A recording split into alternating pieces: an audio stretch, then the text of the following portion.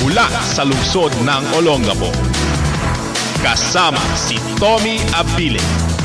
Ito ang Ronda Balita sa Umaga. Yes, good morning.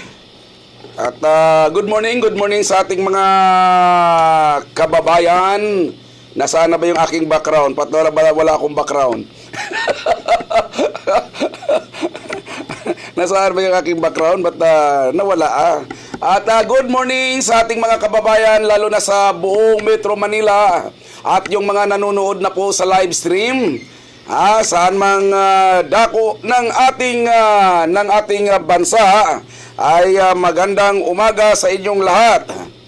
Yan At mga binabati ko ang mga taga Bulacan, mga taga Valenzuela. Lahat ay mayroong hangganan. Valenzuela, Bulacan, Tarlac, Pampanga, Dinalupihan, Bataan. Good morning po sa mga taga Dinalupihan. Lalo na po dyan sa may Barangay Roosevelt, Dinalupihan, Bataan. Barangay Tipo, Anang Hermosa, Bataan. Magandang umaga sa inyong lahat, lalo na sa mga taga-Olongapo, mga taga-Purok 5, 5 Purok 6, ng New Cabalan, hanggang taga-Iram, at ganun din dyan sa ating mga kababayan dyan sa Purok 4, Purok 3, hanggang Purok 7 at Purok 2, at ganun din sa Libas. Magandang umaga sa inyong lahat. Tayo naman po ay magsama-sama na naman sa isang balitahan. Ganon din sa ating mga kababayan dyan sa Old Cabalan. Sa lahat nating mga nanonood sa Old Cabalan, sa pangunguna ng mga mababait na mga opisyal ng barangay, sa pangunguna naman ni Bas Palo. Good morning sa inyong lahat dyan. Ganon din dito sa barangay West Bahak-Bahak kay Kapitanan na Capistrano. Ganon din sa East Bahak-Bahak, Barangay Kalalaki, Asinan, Banikain, sa lahat, Santa Rita, magiging Gordon Heights at Mabayuhan. Magandang umaga sa inyong lahat po mga kaibigan. Sa Barangay East Bahak-Bahak naman, dyan sa Katipunan Street, sa pangunguna ni Nanay Floring na masugid talaga nating taga-subaybay. Good morning Nanay Floring. Ang pamilyang mayor ay nakatutok lagi sa atin yan. Ganon din sa Banikain kay Sir Wilfredo Magpayo, good morning. At ganon din sa ating mga taga Gordon Heights sa Calamba family. At ganon dyan naman din sa Subic, ang mga yung sa dito umpisa ng Santa Monica, Matain, Kalapandayan, Kawag, Manganbaka, at ganon din sa Katihan hanggang Pamatawan at Castillejos. Good morning. Good morning sa iyo, ano tawag ito? Siya Mia. Good morning sa inyong lahat dyan. Ganon din po sa ating mga taga San Marcelino, mga Dunaal family, good morning. Ganon din sa ating mga kababayan dyan sa San Antonio, San Felipe, at San Narciso hanggang Kabangan at Butulan. Sa mga Ilocano na imbag na bigat da kayo amin na po. Sa mga kasambalid nyo naman, maganday alo kayo mo kaganawan, at mayapa baki kayo nga naman sa mga kapangpangan. Mayong buntag sa mga naminaw na nanaong mga Bisaya. Maupay na aga sa mga waray, at mayad nga timprano sa mga kuyunin. At ganun din sa ating mga kababayan, sa mga kapatid na mga Muslim, salamay ko mga brother. At ganun sa mga Ilonggot Ilongga, maayong aga sa inyong tanan. Samahan ninyo ako sa loob ng 1 oras. Tayo po'y magbabalitaan. Mga kaibigan, makakasama po ninyo ako sa loob ng 1 oras para sa Ronda Balita. Atin pong saksiyan ang mga balitang nasyonal. Mga kaibigan, tayo naman po ay papasok na sa balitang nasyonal upang tunghayan ang mga kaganapan sa ating bansa. Kung ano naman po ang mga kaganapan, MRT at LRT ay bilyon-bilyong pondo. Mayroon umanong bilyon-bilyong pondo kaya hindi na dapat magtaas ng pasahe. sapat na ang pundong inilaan para sa karagdagan at pagsasaayos ng mga tren sa MRT. Para umano ito sa pag-i-improve ng railway system at hindi na kailangan pang magtaas ng pamasahe. Ito ang reaksyon kahapon ng Senadora Nancy Binay sa biglaang pagpapatupad ng pagtaas ng pasahe sa MRT at LRT. Base umano sa record ng Department of Budget and Management o DBM, ang pondo ay mapupunta sa MRT sa halip na sa controversial na Disbursement Acceleration Program. Kung napunta talaga sa tamang papuntahan ang 4.5 billion na naka-allocate para sa Department of Transportation and Communication na pambili umano ng dagdag na mga tren at malamang wala ng fare hike sa MRT at LRT. Ito ang pahayag ng Senadora.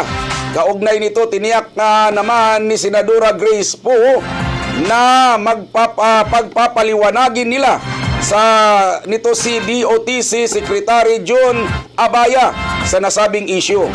Ayon kay Poe, sakali umanong magkaroon muli ng pagdinig sa Senado, prioridad nilang matiyak mula sa department sa DOTC ang kaligtasan ng mga pasahero, partikular na ang estado ng maintenance. Diit ng Senadora na sa kalagayan umano ng mga tren ngayon ay hindi makatwiran ang pagtaas ng pasahe sa mga commuter.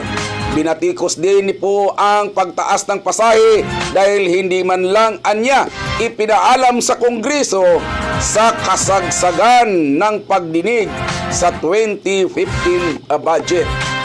Ayan po mga kaibigan ang paunang balitang nasyonal.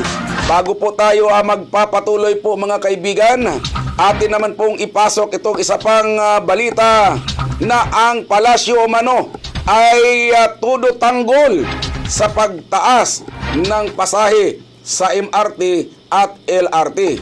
Naninindigan pa rin ang Malacanang na dumaan sa tamang proseso ang dagdag pasahe sa MRT at LRT. Hindi ito inilihim ng publiko at maging sa mga politiko. Ito ang pahayag ng Malacanang. Sinabi kahapon ni Presidential Spokesman Edwin Lacerda na hindi ito ang unang pagkakataon na isinapubliko ang intensyon ng pagpapatupad ng fare increase sa MRT.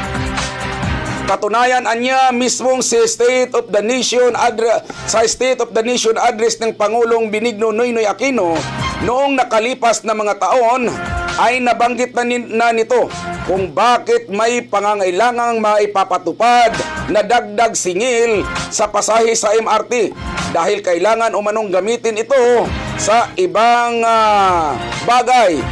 Hindi naman anya buong subsidiya ang kagyat na inalis sa MRT kung di binawasan lamang ito mula sa 12 bilyong piso ay naging 10 bilyon na.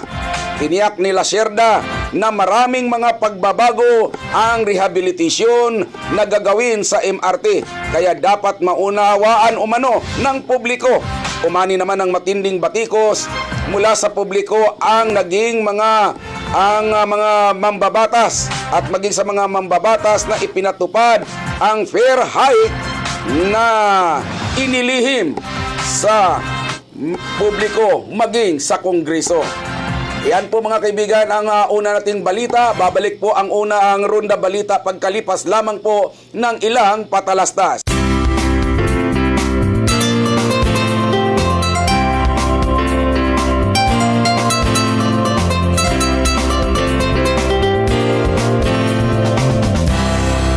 Okay, patuloy po tayo mga kaibigan sa ating ronda balita.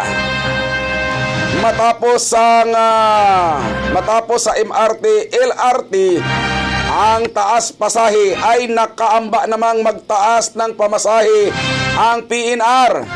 Ito umano ang isusunod.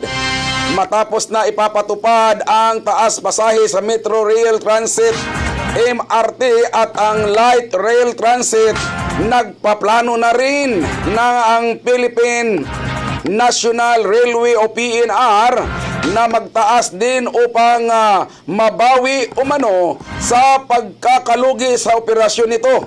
Gayunman, ayon kay PNR General Manager Joseph Alan Dilay, hinihintayin na muna nilang matanggap ng mga commuter ang taas pasahe mula sa MRT at LRT bago sila humiling ng fare hike.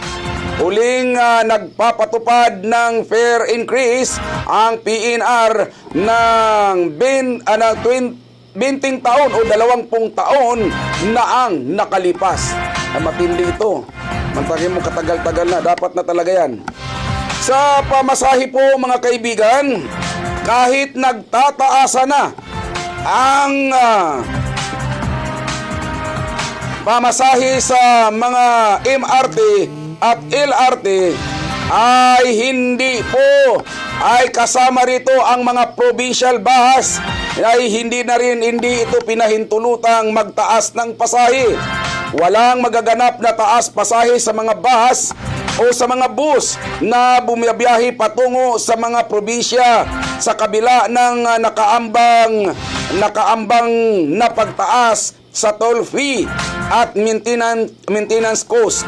Ito ang tiniyak ni Alex Yagi, Executive Director ng Provincial Bus Operation Association of the Philippines, kay Land Transportation Franchising Regulatory Board Chairman Winston Hinis. Batay ito sa pinadalang liham.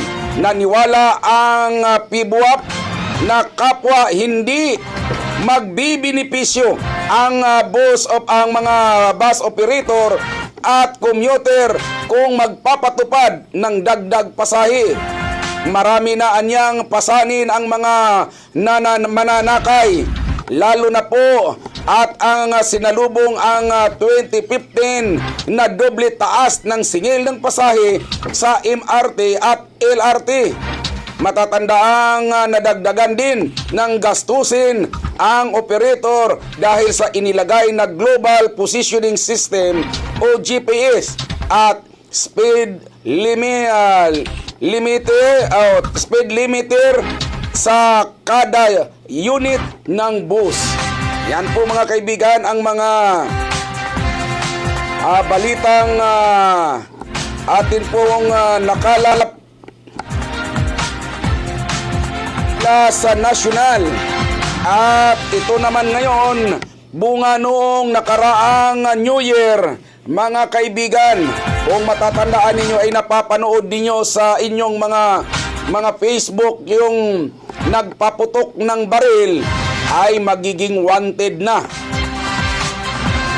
Isang grupo ng mga lalaki mula sa Ilocos Surang nakatakdang sampahan na ng kaso matapos kumalat sa social media ang mga litrato at video habang nagpapaputok ito ng baril sa pagsalubong ng bagong taon. Sa Facebook post ng isang Drio Lucina noong Enero 1, lumabas ang 24 na litrato at video na may mensahe pang New Year Eve, Happy New Year, Welcome 2015 na nakatag sa 17 individual.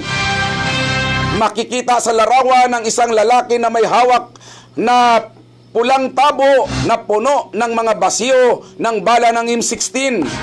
Gayunman, nang kumalat ang nasabing post sa social media ay agad itong binura. Sa isang panayam kay Chief Inspector Rex Bukayan, hipi ng Narbacan, Ilocos Sur, sinabi nitong kakasuhan na nila ang mga natukoy na suspect. Ang alarm and scandal ang susunod. Ang isusunod naman ang illegal possession of firearms kapag nakumpleto na ang mga dokumento nito.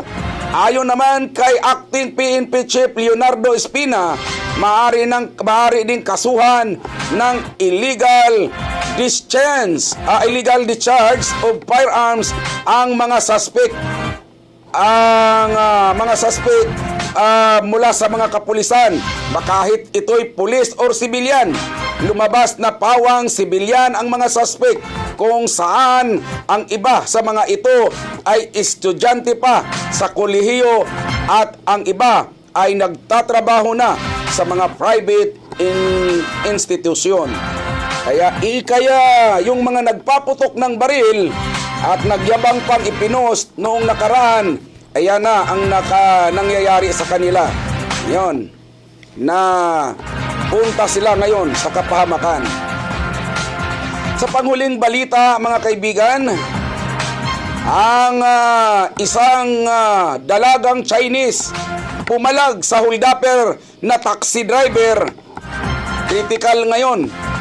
Critical ang isang 24 anyos na babaeng Chinese matapos holdupin at pinagtutulungang bugbugin at saksakin ng hindi kilalang taxi driver at kasabwat nito sa Caloocan City kamakalawa ng gabi.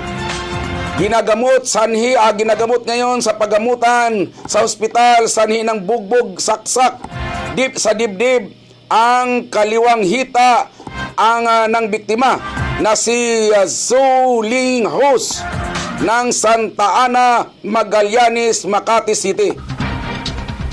Ayon kay Caloocan City Police Chief Senior Superintendent Bartolome Bustamante, ang nakasumakay umano ang biktima sa taxi nang hindi matukoy ang pangalan at plaka sa Pasay City matapos nitong mag-shopping sa Mall of Asia kasama ang mga kaibigan. Hindi pa man nakaalis, biglang sumakay ang isang lalaki na kasabwat ng driver at habang bumabiyahe ang mga ito ay tinakpan ang mga mata ng biktima bago tinutukan ng patalim saka kinuha ang mga mahalagang gamit ng babae. Nanghihingi ng mga suspect hiningi ng suspect ang PIN code ng number ng ATM ng biktima at nang tumanggi ito ay naging dahilan upang pagtulungan siyang bugbugin at saksakin. Pagsapit sa hindi mabatid na lugar na sakop pa rin ng Caloocan ay bandang alas 10 na umano ito ng gabi ay nagawa pang makatalon ng biktima mula sa taxi. Kaya nakahingi ito ng tulong sa mga naka-standby na naging dahilan upang madala ito sa pinakamalapit na paggamutan.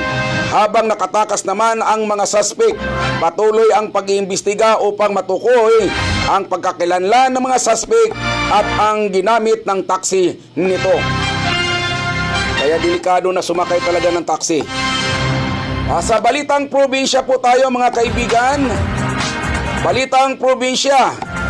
Ang tatlong magsasaka ay nagtatagaan. Ganon. Dahil sa ano kaya ito? Tatlong magkakapitbahay na pawang magsasaka ang sugatan makaraang magtagaan ang mga ito dahil sa patubig lamang sa bukirin kamakalawa sa bayan ng Bacara sa lalawigan ng Ilocos Norte. Nakilala ang mga sugatan na sina Wilfred Biernes at magkapatid na Lionel at Alan Agkawili, pawang residente sa nasabing bayan. Ayon sa ulat, nagkaroon ng pagtatalo ang tatlo na mga magsasaka tungkol sa patubig, kaya agad na tinaga ng magkapatid na Agkawili si Biernes na tinamaan naman sa liig at hita. Bagamat sugatan ay nakakuha ng itak si Biernes at pinagtataga din naman sa ulo ang magkakapatid na Agkawili. hanggang dumating ang mga otoridad na umawat sa gulo at dinala na lamang ang mga biktima sa pinakamalapit na paggamutan. Magbabalik po ang Ronda Balita pagkalipas lamang po ng ilang patalastas.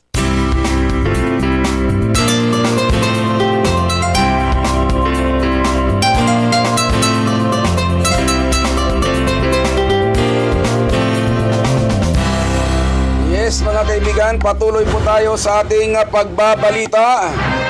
At banggaan ng bus at tricycle, isang patay. Isang tricycle driver ang namatay kaagad nang mabangga ng isang pampasahirong bus ang pinapasada nitong tricycle Kamakalawa sa barangay Subsub, Rosario sa lalawigan ng La Union. Kinilala ang namatay na biktima na si Mark Charlie Mandayag, 20 anyos, nakatira sa barangay Tayak ng naturang bayan. Agad namang nadakip ang driver ng RCJ bus liner na si Richard Salting, 45 anyos at residente ng barangay Pugasi, Bana sa nasabiling lalawigan. Batay sa investigasyon, mabilis ang takbo ng bus kaya nabangga nito ang pinapasadang tricycle ni Mandayag na naging dahilan upang mamatay ang nasabing biktima. Samantalang, isang bangkay ng otoridad ang natagpuan ng mamamayan. Isang naaagnas ng bangkay ng pulis ang natagpuan sa palayan sa bayan ng MacArthur sa lalawigan ng Leyte, Kamakalawa. Ang biktima ay nakilalang si PO1 Hubert Bitas, nakatalaga sa Police Regional Office, Region 8 sa nabanggit na lalawigan. Ito'y base sa investigasyon, mahigit 1 linggo na umanong nawawala si Bitas at Kamakalawa lamang nakita ng mga residente ang bangkay nito sa palayan. Iniimbestigahan pa ng otoridad kung may naganap na foul play sa pagkakamatay ni Bitas o kung nalunod lamang ito sa tubig baha dulot ng bagyong Sinyang ng nasabing bayan. Samantalang sa panghuling balitang provincial, 5 bahay ang natupok sa General Santos. 5 bahay ang tinupok ng apoy ng maganap na sunog Kamakalawa sa barangay Bula sa lungsod ng General Santos. Ayon sa ulat sa bahay ng isang Arjun Tan, nagsimula ang apoy at nadamay ang nasunog na 4 pang kabahayan sa naturang lugar. Wala namang naiulat na nadisgrasya o naganap sa nasabing sunog. Inaalam pa ang halaga na napinsala ng naturang apoy. Nagsagawa na rin ng investigation ang mga otoridad para mabatid kung ano ang sanhi ng pagkakasunog ng mga bahay na ito. Samantalang balitang Olongapo po tayo mga kaibigan. Sa balitang lokal, atin pong sasaksihan ngayon ang mga balitang lokal. Bangkay na natagpuan sa Subic, Zambales. Natagpuan ng palutang-lutang ang bangkay ng isang Korean nasyonal malapit sa dalampasigan ng Gibara Resort sa sitio Magtulong, Barangay Kawag, Subic, Zambales nitong nakaraan lamang. Sa pahayag ng saksi na kinilalang si Valencia Abalye Baldea, 48 taong gulang, may asawa at nanirahan sa malapit sa resort. Nakitaan niya ang bangkay bandang alas 9 ng umaga na agad naman niyang inireport ito sa kapulisan. Samantalang habang naglalakad sa dalampasigan ay napansin din ng isa pang ng mangingisda na nakilala bilang si Gary Beltran Galios. Ang palutang-lutang na katawan o bangkay ng nasabing biktima.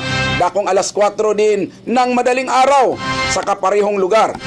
Kinilala ang biktima sa pangalang Seung-ha Kim alias Charlie Kim, 57 taong gulang, may asawa, isang Korean national at research secretary na naninirahan sa San Jose, Florida Blanca, Pampanga.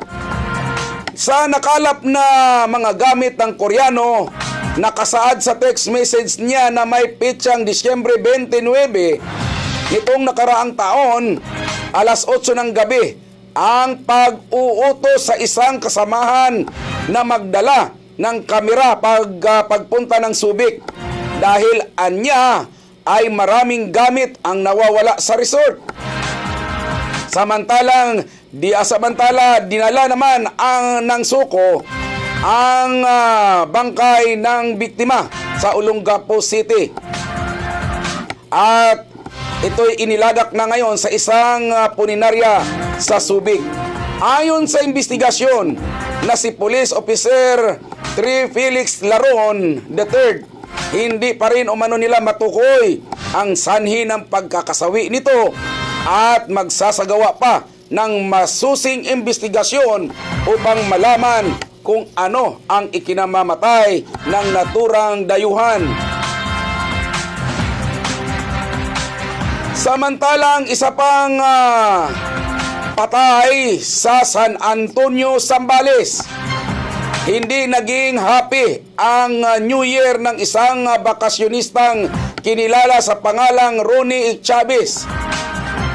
Nang madaganan ito ng gumuhong malaking tipak ng bato mula sa burol sa Capones Island na matatagpuan ito sa Barangay Pundakit, San Antonio, Zambales.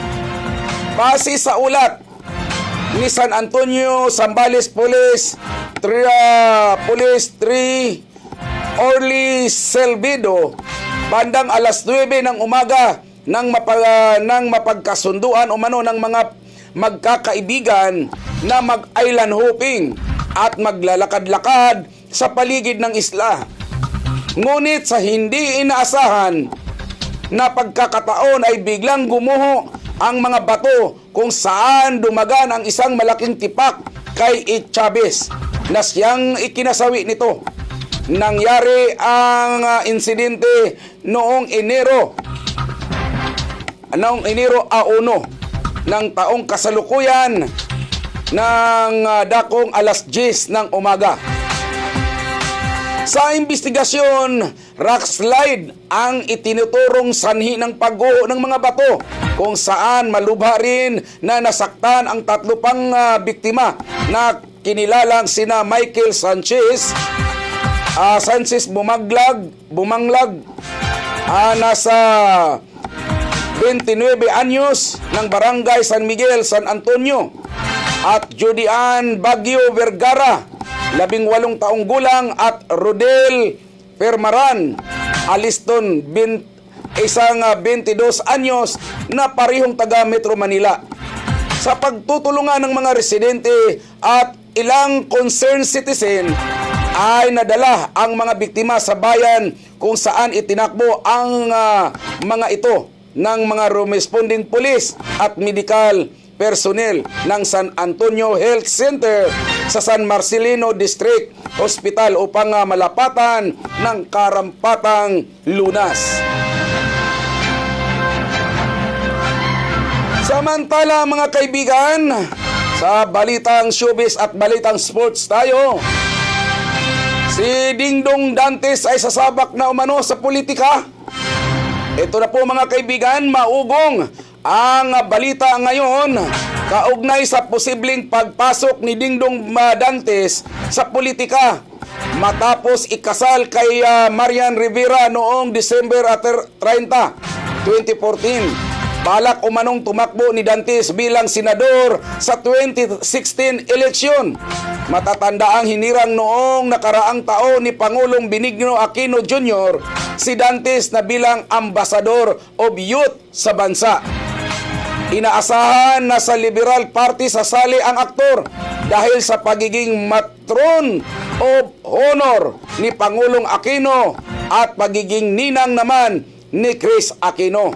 Sa puntong ito, hinihintay natin ang magiging pahayag naman ni Dingdong Dantes kaugnay sa pagtakbo nito sa 2016. Ayan po mga kaibigan ang balitang showbiz na papasok sa politika. Samantalang balitang sports tayo.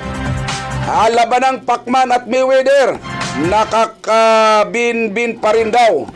Ito na po mga kaibigan, matuloy man o hindi ang laban ni Manny Pacquiao at Floyd Mayweather Jr. ay may nakatakdang 2 laban pa sa taong ito ang ating pangbansang kamao.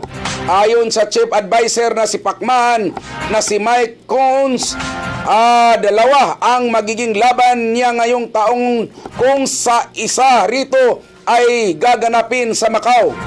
Tumanggi rin ito na pangalanan ang mga makakatunggali ni Pacquiao dahil anya ay baka taasan sila ng presyo. Ayan po ang balitang sports. Babalik po ako mga kaibigan pagkalipas lamang po ng ilang sandali.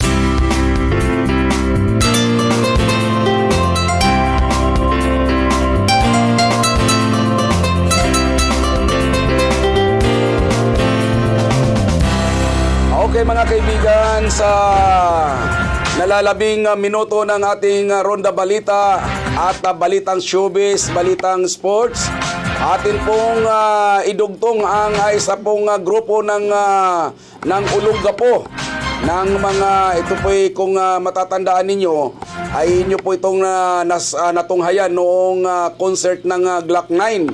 At ngayon ay patuloy sa kanilang pagpapromote ng kanilang nakatakdang concert dito sa Olongapo na nasa grupong Ibarra, Abra. Good morning sa iyo, Jerome. Good morning po. Ayan, ito po mga kaibigan ang mga magko-concert. Kailan ba ang concert ninyo? Sa February 21 po, yung Abra. Sa February 21 po yan. At ano pa ba ang inyong February 21 saan gaganapin? Kung hindi po sa Convention Center, sa Remy Field po. At po, abangan niyo po ako sa... Marami po kami ipapakita ang BMF talent po sa February 21. Abra po, concert po ni Abra yan. Tangkiligin po natin lahat ng talents po ng Olongapo at patuloy niyo po kami supportahan sa lahat po ng concert po namin. Yung Abra po, under negotiation pa po yun, yung Abra, yung concert po ni Abra. Bale, ayan. Abangan nyo rin po ako sa Drift Food sa February 5. Kailan? February 5. Apo. Anong araw yun? Sabado po. Ha? Sabado po yata. Sabado. Saan? Sa Driftwood? Apo. May entrance ba yun? Meron po. Ayun. Sige, panawagan mo. At sa Jeremiah po, sa March 7 po yan. Yung Jeremiah Band po yung kukumanta po ng nanghihinayang. At pakilike na rin po yung official fan. Si Jeremiah, kailan yon? Sa March 7 po. Kasama ninyo? Apo. Saan? Remy Field po. Yun mga kaibigan sa February, March 7 po. March 7 kasama nila si Jeremiah sa Remy Field. Ayun, tangkilikin po natin mga kaibigan. Okay, patuloy po kayo sa inyong pananawagan sa ating mga kababayan sa Olongapo na suportahan kayo. Ayan, salamat po sa lahat po na sumusuporta po sa amin, sa lahat po na nakakilala po sa amin, sa BMF Production po, sa lahat po ng talents. Ako nga po pala si Jerome Kalapit po. Pakilike po yung official fan page ko po. Search nyo lang po, Jerome Kalapit. Kalapit po. C-A-L-A-P-I-T po. At abangan nyo po kami mamaya with Scandalous Crew po sa DWOK-FM po. At salamat po sa lahat ng tumutulong po sa amin, sa lahat po ng nag-aanyaya po sa amin, sa lahat po na nag-invite sa amin, tsaka sa lahat po na tumutulong po sa amin para po kami mapunta po sa aming pangarap po. At ayan. At least nakita din nila yung sa video, sa TV screen, yung mapapakinggan ninyo mamaya sa DWOK. doon sa FM po namin, sa Subic Broadcasting Corporation. At yung isa, pagsasalitain nga natin, ang pangalan mo, Pugi. Ako pala si Kasi. Ano, pangalan? Kasi po. Kasi. Kasi po. Yeah. Oo, parang sa Ilocano, Kawaan. Kasi. Baliktad po ng Isaac. Kasi po. Kasi. Oh, sige. Inahayaan po ko po pala kayo na sumuporta dun sa concert ni Abra sa February 21 po. At kami po ay talagang naghahanda po para dun sa concert na yun. At supportahan po natin yung mga local talents ng Olongapo. At sama-sama po tayo. Wala pong imposible. Pagsama-sama po tayo. Tulong-tulong po. Yung isa naman. Ang mga magagandang lalaki naman pala eh. Ba't talagang kapag pinukos na ng ating cameraman nakikita yung ganda lalaki. Yung cameraman din, magandang lalaki din eh. Okay, go. Sige, anong pangalan mo? Pangalan ko po Vince G. Bago po ang lahat, pinopromote po namin yung group album po namin, Scandalous Crew, under Dazzlen Rhymes Entertainment. Marami pong kasamang ibang rapper dito. I-focus mo nga sa camera. Ayan na. Ayan. Ay po, yung title po ng album ay Salamat po. Saan mabibili yan? Exclusive lang po sa Dazzlen Rhymes. Contact na lang po kay Cassie. Yun. Tsaka inanyayan po lahat ng rapper ng Olongapo, Yun. Pampanga, Bataan, Sambales, Subic, lahat buong Sambales na supportan yung OPM rap sa concert ni Abra, February 21 po yan. Abangan nyo po. Yun. Okay, at Jerome, mayroon ka pa bang huling sasabihin? Yun lang po. Patuloy nyo lang po kami supportahan at kilalanin po lahat ng rapper tsaka lahat po ng mga talents po, OPM artist po dito sa Olongapo. Maraming salamat po sa inyong lahat. Ayun, salamat. God bless po. Yan po mga kaibigan, ang mga local talent natin na pagdating ng oras ay makikilala na rin natin yan hanggang nasyonal. Maraming salamat sa inyo at sa mga viewers po natin, abangan po ninyo ang kanilang mga kanta o mga awitin na ipaparinig sa aming FM, sa DWOK. Siguro maya-maya lamang po yan mga kaibigan. Maraming salamat sa inyo, sa inyong pagsubaybay, lalo na sa kay Jerome. Maraming salamat. Maraming salamat sa tatlo.